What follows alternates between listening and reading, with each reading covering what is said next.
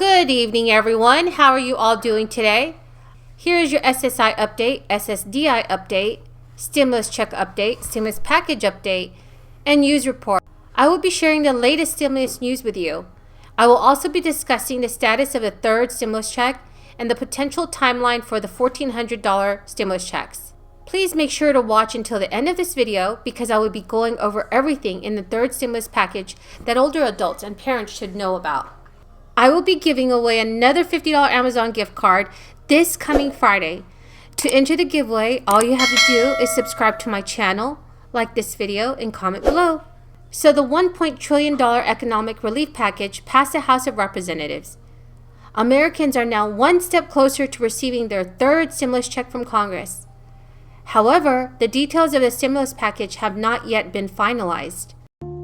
I didn't grow up with money, but I hit the lottery because I had my mom. She thought I could do anything, like become a waitress, a home health aide, and a nurse. Since she's passed, I find myself still thinking, what would mom say? What would she say if she knew I ran COVID testing at one of the hardest hit hospitals in the country? And what would she say if she knew the President of the United States, Erica, can you hear me? wanted to hear about it? Understand your mom was ill? You took care of your mom? For many years, I actually didn't have her here with me because I know she's present, but I have a photo of her behind us. But I can see my her. mom, yes. I can see her. But I I think I've sometimes been find hearing her- myself saying, Mom, what should I do? I still do. I Yeah. still do. What do you think is the most important thing that I should be doing with regard to COVID right now? It's what's on the front of my mind that would make me the proudest right now is to see that everyone who wants a vaccine is able to get one.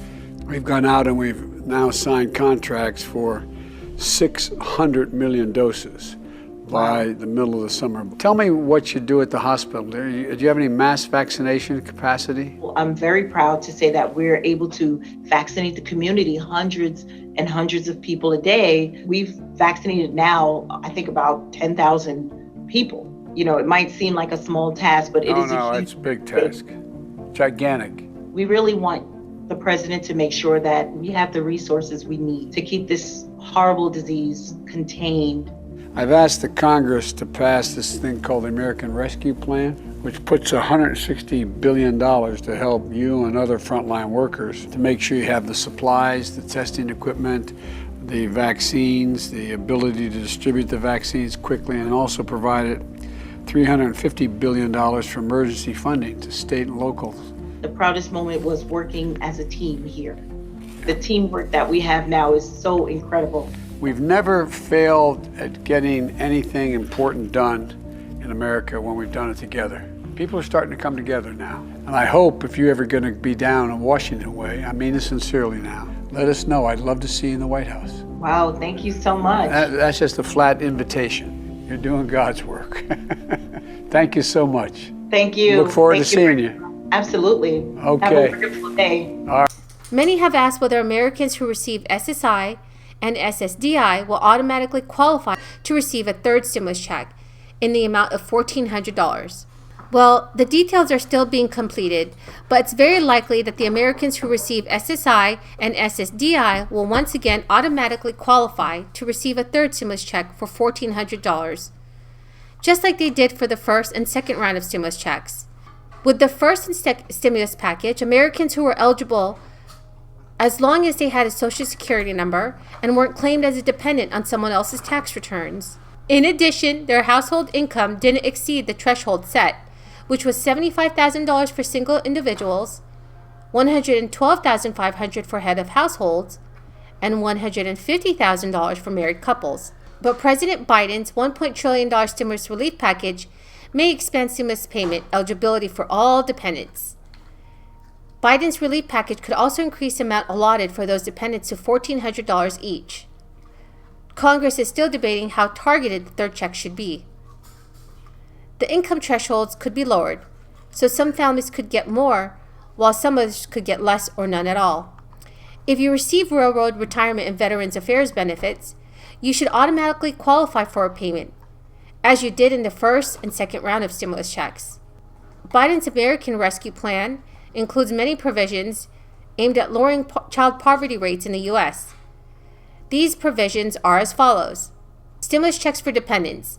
Under the current legislation, dependents of any age, including children, young adults, or older adult relatives, will be eligible for up to $1,400 each in stimulus checks. This money will not come in the form of their own check, but however will be instead added onto the household's total. The bill may also expand the child tax credit. Parents can usually claim a child tax credit of up to $2,000 under taxes for every child under the age of 17. The American Rescue Plan states that the families with children aged 17 and under would receive a credit of $3,000, while those with children under the age of 6 would receive a credit of $3,600. It also makes the credit fully refundable. The bill may expand tax credits for childcare. To make childcare more affordable for families, the plan provides a childcare tax credit for kids under age 13. That is a total of up to $4,000 for one child, or to $8,000 for two or more children. The credit would be refundable and available to families making less than $125,000 per year. I've long said America wasn't built by Wall Street. It was built by the middle class, and unions built the middle class. Unions put power in the hands of workers. They level the playing field. They give you a stronger voice for your health, your safety, higher wages, protections from racial discrimination and sexual harassment. Unions lift up workers, both union and non-union, and especially black and brown workers. I've made it clear when I was running that my administration's policy would be to support unions organizing and the right to collectively bargain. I'm keeping that promise. You should all remember, the National Labor Relations Act didn't just say that unions are allowed to exist. It said that we should encourage unions. So let me be really clear. It's not up to me to decide whether anyone should join a union. But let me be even more clear. It's not up to an employer to decide that either. The choice to join a union is up to the workers, full stop. Full stop. Today and over the next few days and weeks, workers in Alabama and all across America are voting on whether to organize a union in their workplace. This is vitally important, a vitally important choice as America grapples with the deadly pandemic, the economic crisis, and the reckoning on race. What it reveals the deep disparities that still exist in our country. And there should be no intimidation, no coercion, no threats, no anti-union propaganda. No supervisors should confront employees about their union. Please make sure to enter the $50 Amazon gift card giveaway by subscribing to my channel, liking this video, and commenting below. Thank you and have a blessed night.